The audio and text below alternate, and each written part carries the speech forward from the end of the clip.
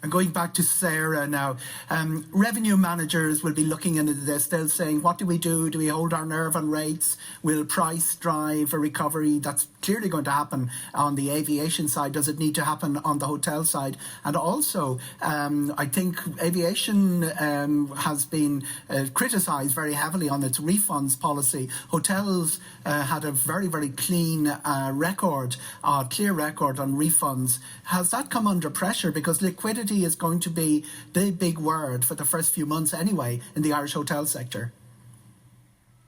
I think along with hotel demand, that goes hand in hand. As Simon referenced, over 80%, I think Niall referenced as well, over 80% of all tourists that come into Ireland come in by plane. I'm probably part of the 18 to 20% that ordinarily comes in by ferry. I think our hotels have done an exceptional job with their cancellation policies and how all that's played out, or being able to book into the future if you have deposits paid in some instances. I think Elizabeth referenced that for CIE as well with the voucher kind of system. I think that's something that should remain. I think that will help to boost confidence.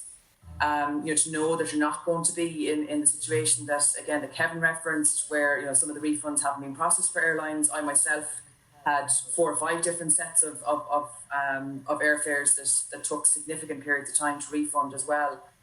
I think Ireland is in a really good position. When you look at Brexit aside, you won't talk about the B word, but a really good position with all the different regional offerings. Dublin has started to pick back up, albeit at kind of in or around the 30% over the next few weeks.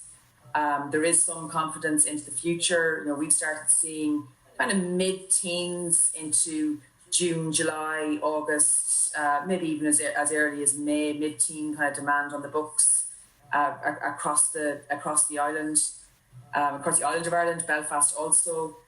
We track a lot of information for Northern Ireland as well. So it all goes hand in hand. Translate into yields, Sarah, do you think? Should we be playing with the price as an incentive in that? Yeah, we certainly can't make any pricing recommendations on. We're definitely a publicly traded company. I can tell you that yield did not take as big a hit as occupancy did. Okay. To give you some numbers on that, occupancy for Dublin is down about 70% through year end. Yields, or average rate as we call it, is down about 28%. And that equates to just over €100. In the regions, or Ireland regions, let's just say everything outside of Dublin, that's at about 39% occupancy, so down about 68%, and yield down roughly kind of 22%, a little bit less than what we sasaw in Dublin. So it really has been, it's about getting demand back into the market. That pretty much sends a clear message out there. And coming into Cav,